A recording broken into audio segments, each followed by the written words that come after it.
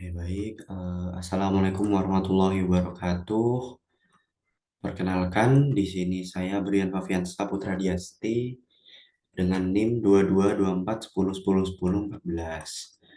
Di sini saya bakal menjelaskan terkait LKM 1 data mining. Nah, di sini untuk nomor pertama, di sini kita diminta untuk membuat array dua dimensi menggunakan NumPy. Nah, di sini kita yang pertama tentunya akan mengimport NumPy itu sendiri. Jadi NumPy ini kan merupakan library dari Python, di mana di sini kalau kita menggunakan VS Code itu kita harus install dulu sih library NumPy-nya, bisa menggunakan pip install NumPy. Nah, karena di sini saya sudah menginstal, maka kita bisa panggil dan menginisialisasinya menggunakan np untuk pemanggilan yang lebih singkat. Nah, di sini mungkin kita menyiapkan variabel dulu untuk menyimpan array yang nantinya akan kita buat. Nah, di sini kita panggil si library NumPy tadi yang udah dialiaskan, lalu kita panggil metode array untuk membuat si array itu sendiri. Nah, di sini karena kita diminta untuk membuat array dua dimensi, maka kita buat yang namanya multidimensional array. Nah,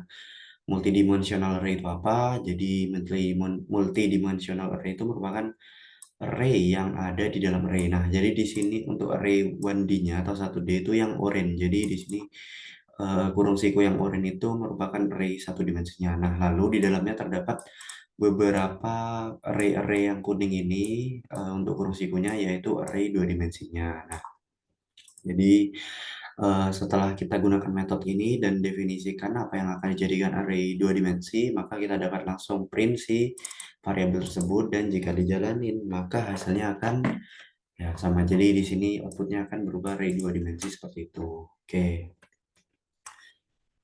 Mungkin kita bisa lanjut ke nomor 2. Untuk nomor 2 sendiri ini kita eh, diminta untuk membuat array 3D menggunakan NumPy. Nah, jadi di sini tidak jauh berbeda dengan soal yang pertama tadi.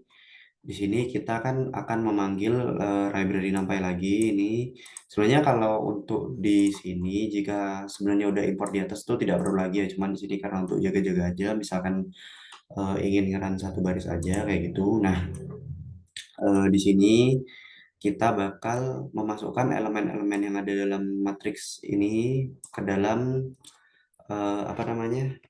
Ke dalam metode numpy.array ini tadi. Nah, bedanya apa?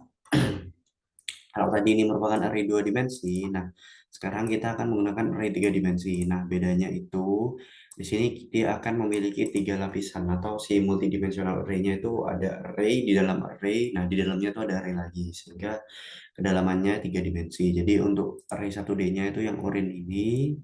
Nah, untuk array 2D-nya itu yang kuning ini. Nah, di dalamnya array itu akan ada array-array lagi yang kurung sikunya hijau ini, yaitu array 3D-nya. Nah, di sini kita isikan elemen-elemennya sesuai yang ada pada soal. Jadi setelah disimpan dalam variabel, lalu kita jalanin, dia akan ngeprint sesuai dengan ketentuan soal seperti itu. Nah, jadi untuk membuat array 2D dan 3D menggunakan NumPy ini tidak susah ya. Jadi hanya perlu mendefinisikan elemen-elemen di dalamnya, lalu kedalaman arraynya seperti itu. Oke, mungkin kita bisa lanjut ke soal nomor 3. Nah, di sini kita diminta untuk menambahkan angka 1 pada setiap bilangan di baris ganjil array, lalu tambahkan angka 2 pada setiap bilangan di kolom genap array. Nah, di sini kita definisikan dulu arraynya sesuai yang ada di soal, yaitu ini 1882, 8212, 10147, 1478, 8234. Oke. Nah, setelah itu di sini saya ngeprint si array awalnya itu untuk menunjukkan perbedaan ketika sebelum dan sesudah. Nah, jadi di sini yang pertama kita kan pengen menambahkan tiap elemen pada baris ganjil itu dengan angka 1. Nah, Di sini kita gunakan konsep slicing. Jadi slicing ini merupakan metode yang kita gunakan untuk mengakses elemen-elemen tertentu pada array. Nah, untuk slicing sendiri ini parameternya itu ada tiga. Jadi kita itu bisa panggil si array-nya ini. Lalu kita gunakan kurung siku ini untuk slicing-nya. Nah, mungkin untuk sebentar untuk slicing-nya akan saya gambarkan kepada whiteboard di sini atau oke, jadi mungkin langsung aja di sini. Nah, jadi untuk slicing itu kan kayak gini. Parameternya itu ada tiga. Nah, jadi untuk yang pertama ini start atau awal mula dari slicingnya itu. Lalu untuk parameter kedua itu stop. Dan parameter ketiga itu adalah step. Nah, start ini adalah awal mula si slicingnya, lalu stop ini adalah akhir slicingnya itu mau berhenti sampai kapan. Namun jika misalkan kita masukin si stop ini di angka 3, maka si indeks 3 ini tidak akan termasuk dalam slicingnya. Maka jika kita ingin mengakses indeks ketiga juga, maka kita tuliskan indeksnya itu 31 yaitu 4. Nah, lalu untuk stepnya ini dia akan loncatnya. Jadi misalkan ini misalkan satu, ininya 5, stepnya 2, maka kita akan mendapati si slicingnya itu yaitu mendapatkan indeks ke satu, lalu indeks ketiga, dan sudah. Karena untuk indeks keempat itu dia stepnya satu, namun untuk 5 itu karena termasuk dalam stopnya, maka dia tidak akan diikutkan, maka akan mendapatkan 1, 3 saja. Oke, mungkin untuk gambaran slicing seperti itu. Jadi di sini bakal saya lanjutkan dengan yang ada di soal. Nah, yang ada di soal itu kita kan akan mengakses baris yang ganjil ya, sebentar. Ya, pada baris ganjil. Nah, untuk mengakses baris ganjil, di sini kita perlu melakukan start, stop, dan stepnya. Nah, karena baris ganjil berarti kan baris satu, 3, nih. Baris satu, baris 3, dan juga baris 5. Nah, di sini untuk indeks, karena dimulai dari 0, maka ini indeks 0, indeks 1, indeks 2, dan indeks 3, dan indeks 4. Nah, jadi di sini kita perlu mendapatkan indeks baris yang berindeks genap. Nah, maka untuk nilai startnya kita kosongi, untuk nilai stopnya dikosongi. Karena apa? Karena agar slicingnya itu melibatkan semua elemen di dalam array berikut. Nah, lalu untuk stepnya kita buat dua, sehingga dia akan loncat dari indeks 0, indeks 2, dan indeks 4, kayak gitu. Nah, di plus sama dengan 1, ini untuk menambahkan setiap elemennya dengan angka 1. Nah, ini sama dengan operator assignment ya. Jadi itu sama dengan array slicing ini ditambah 1 untuk setiap elemennya, seperti itu. Nah, lalu mungkin kita bisa ngeprint ini dulu ya di sini ya. Nah, jadi setelah ditambah 1 itu hasilnya seperti dari 1882 dia jadi 2993. Lalu ini tetap karena dia baris genap. Nah, lalu baris ganjilnya dari 10147 jadi 11258. Ini bakal tetap. Nah, untuk yang ini 8234 jadi 9345. Oke. Jadi ini bisa kita hapus lagi. Nah, selanjutnya kita akan menambahkan angka 2 pada setiap bilangan di kolom genap. Nah, untuk menambahkan di kolom genap, kita menggunakan slicing juga. Nah, di sini kita definisikan dulu untuk slicingnya. Nah, yang ini tuh apa? Yang ini tuh barisnya. Jadi untuk sumbu X ya, baris itu kan sumbu X. Ini kita kosongin sehingga untuk sumbu X itu slicingnya akan tetap menggunakan semuanya. Jadi nggak dipilih elemen tertentu aja. Nah, selanjutnya kita pisahkan dengan koma, ini untuk sumbu Y-nya atau kolomnya. Nah, di sini kan kita ingin mendapatkan kolom yang genap. Ya, nah, karena untuk kolom genap, maka di sini kita akan memulai dari indeks 1. Karena apa? Karena untuk kolom genap itu ini kan kolom 1. Ini tuh kolom 1, ini kolom 2, kolom 3, dan kolom 4. Nah, untuk mendapatkan kolom 2 dan kolom 4 ini, maka kita berarti mendapatkan indeksnya yaitu indeks 1 dan indeks 3. Maka untuk startnya kita mulai dari 1, stopnya itu sampai akhir, dan loncatnya adalah stepnya 2. Nah, jadi dimulai dari indeks 1, indeks 2 dilewati, indeks 3 juga termasuk seperti itu. Nah, lalu setiap elemennya ditambah 2 juga, kayak gitu. Jadi hasil akhirnya kan jadi seperti ini. Di untuk nilai 2 ini apa kan dia ditambah satu, yang 11 ini dari 8 ditambah satu karena dia baris ganjil, lalu karena kolom genap ditambah 2 sehingga 11 dan begitu seterusnya. Oke, mungkin kita bisa lanjut ke nomor 4 ya. Karena kalau tadi ngejelasinnya satu-satu itu bakal lama. Nah, untuk nomor 4 ini kita akan melakukan reverse atau balik menggunakan apa untuk sumbu Z pada array 3D. Nah, eh, jadi di sini kita apa kita buat dulu arraynya. Ini kalau nggak salah sama ya dengan yang ini. Nah, ya sama dengan yang nomor 2. Jadi kita buat dulu array 3D-nya. Setelah itu kita akan melakukan slicing lagi untuk melakukan reverse pada sumbu Z-nya saja. Nah, di sini. Jadi kita buat dulu array 3D-nya, lah lalu kita print dulu awalnya ini untuk membuktikan bedanya aja ya. Jadi di sini kita akan melakukan flip atau reverse pada sumbu Z. Nah, di sini itu kita menggunakan yang namanya reverse ini menggunakan slicing. Nah, jadi parameter pertama, parameter kedua, parameter ketiga. Nah, parameter pertama ini untuk sumbu X, jadi untuk barisnya itu tidak di slicing, itu tetap semuanya akan diambil, begitu pula dengan kolomnya. Nah, untuk sumbu Z-nya ini kita menggunakan teknik slicing reverse. Jadi mungkin ada contoh ya, misalkan kita punya array sama dengan np.array itu itu adalah 1,2,3,4,5. Nah, untuk mereverse suatu array kita itu dapat menggunakan yang namanya reverse. Jadi kita kosongin untuk nilai startnya, kita kosongin nilai stopnya juga dikosongin. Nah, untuk nilai stepnya kita buat min 1 sehingga dengan min 1 ini urutannya kan itu akan menjadi terbalik. Jadi default value pada step ini adalah 1. Nah, 1 ini akan loncat urut jadi 1, 2, 3, 4, 5. Nah, jika kita ubah nilai stepnya menjadi min 1, lalu kita print si ini dia akan menjadi, oh sorry salah. Karena dia harusnya di printnya itu yang ini, sorry. Kalau yang atas kan tetap. Nah, dia akan berbalik urutannya jadi 5, 4, 3, 2, 1 seperti itu. Jadi cara mereverse suatu tipe data sekuensial pada Python tuh bisa menggunakan cara tersebut. Oke. Nah, jadi di sini kita perlakukan teori tersebut untuk yang sumbu Z saja. Nah, jadi jika kita run, setelah dibalik itu hasilnya jadi seperti ini. 785, 477 jadi 587, 774, 917, 1045, dan seterusnya. Ini outputnya melebihi banyaknya, jadi bisa dibuat scroll elemen. Ya. Oh ya, cuma beda dikit sih. Oke.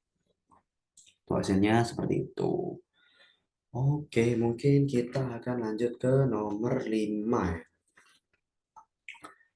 Sebentar. Nah, untuk nomor 5. Nah, di sini kita disuruh untuk mengubah array pada soal nomor 4 menjadi array 2D berukuran 6 kali 6. Nah, di sini ada hint gunakan perintah reshape. Oke. Untuk kodenya itu kita bakal masuk ke VS Code. Nah, di sini kita deklarasikan dulu array-nya lagi. Nah, di sini kita buat variabel yang baru yaitu reshaped array atau array yang telah di reshape. Nah, kita dapat menggunakan metode bawaan dari library NumPy yaitu .reshape. Nah, lalu kita tuliskan mau menjadi seperti apa si array ini.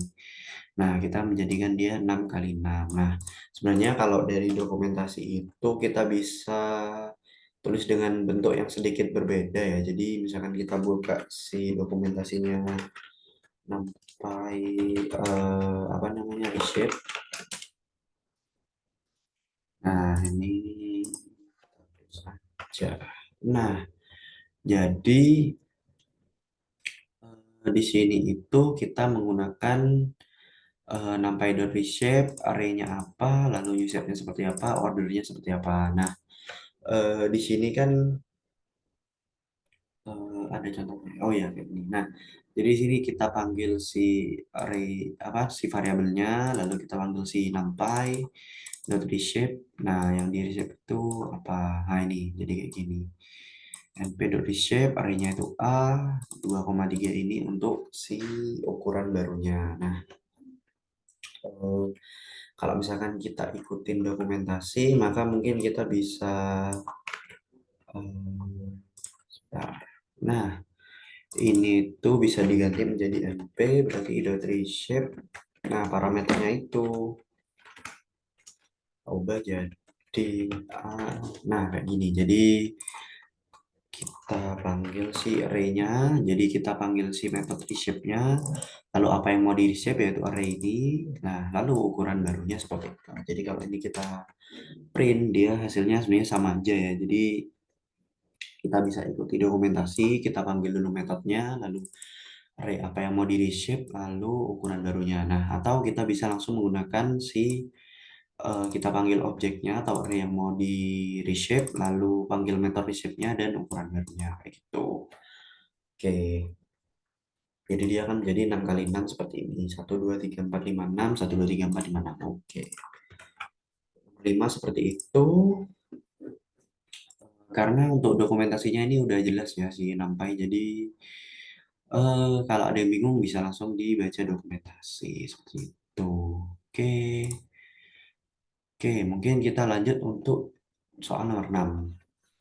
Jadi di sini kita diminta untuk mengubah matriks dari yang sebelah kiri menjadi matriks sebelah kanan. Nah, ini kalau kita lihat-lihat itu si 5, 10, 10, 7, 7, 8, 4, 10 itu yang awalnya di atas dia jadi di bawah nih. Sampai 9, 10, 25 ya. 5, 10, 10, 7, 4, 10, apa? 7, 8, 4, 10, 7, 8, 4, 10, 9, 10, 25. Nah, jadi ini yang awalnya di atas jadi di bawah, lalu yang awalnya di kiri jadi di kanan, yang awalnya di kanan jadi di kiri, seperti itu. Nah, berarti kita bisa selesaikan permasalahan tersebut menggunakan beberapa metode. Nah, oke.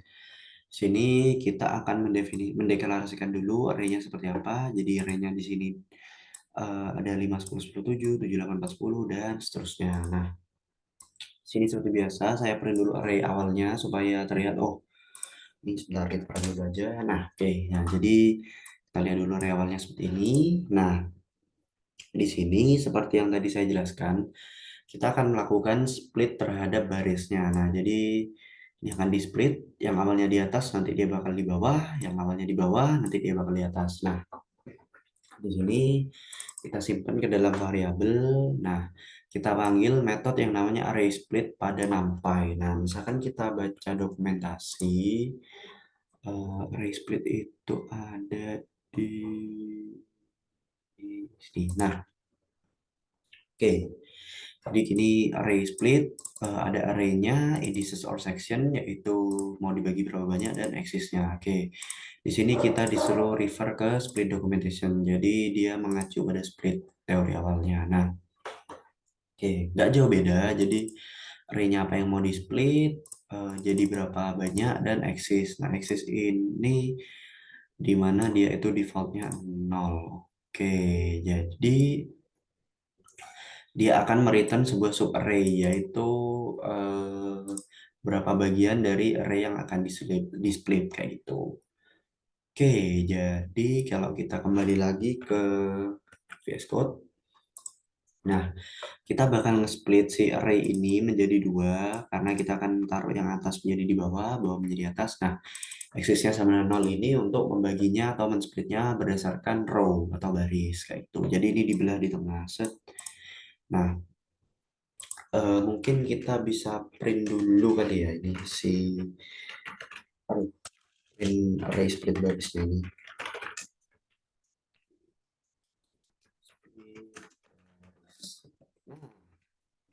Nih, jadi ini menjadi sub array baru, ada dua array di mana indeks nolnya itu ini 5, 10, 10, 7 sampai 9, 10, 10, 2, 9, 10, 25, lalu yang indeks 1 itu 1893 sampai 4694. Oke, ini kita matikan aja. Nah, Jadi, lalu kita akan menjoin yang tadi udah dipisah, ini atas, ini bawah. Nah, kita menggunakan metode concatenate, di mana kalau kembali lagi kita baca ke dokumentasi, nah, nampai concatenate ya ini. Nah, jadi kita bakal masukin, sebentar, baterainya low.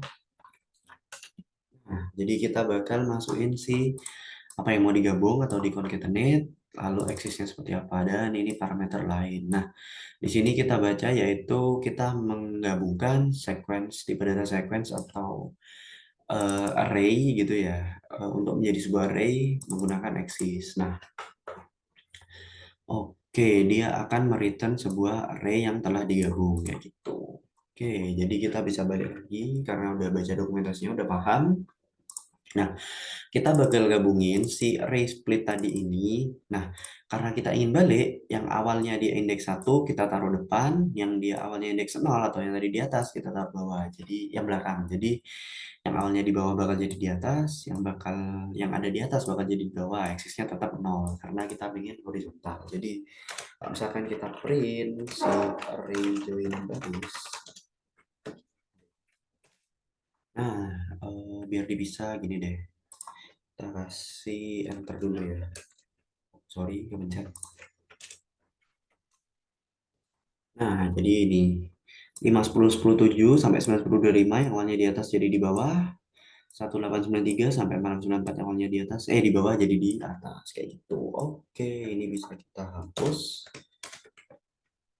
Nah, selanjutnya sudah ketemu yang tadi, kita bakal split kolomnya. Nah, kolomnya kita split juga sama, tapi yang kita masukkan bukan array ini lagi, tapi array yang sudah di join barisnya tadi yang udah ditukar.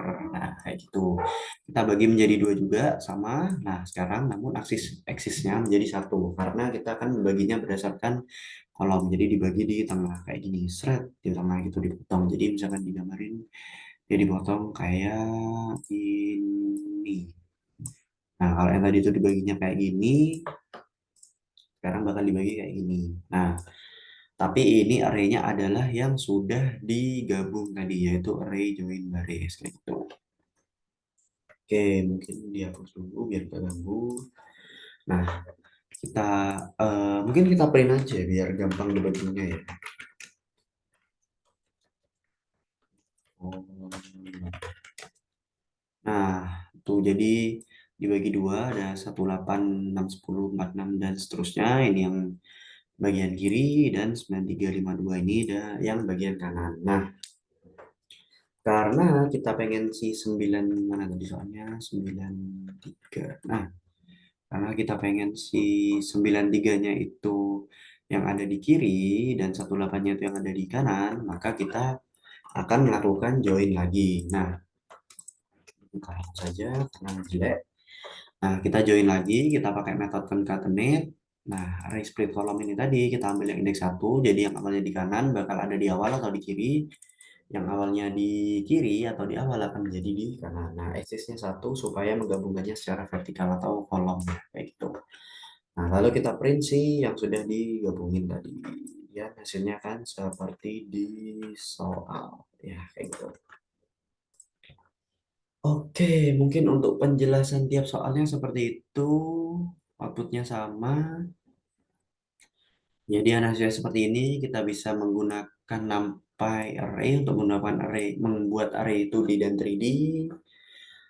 Lalu yang nomor 3 ini untuk mengakses elemen tertentu dalam list kita bisa menggunakan slicing dan ingat bahwa baris itu berbeda dengan indeks karena baris dimulai dari 1 sedangkan indeks dimulai dari 0. Seperti itu. Jadi untuk slicing konsepnya dia 3 parameter ada start, stop, step. Lalu untuk flip atau reverse, di sini untuk nomor 4 kita bisa menggunakan slicing juga, di mana kita reverse yang array tersebut Z-nya saja.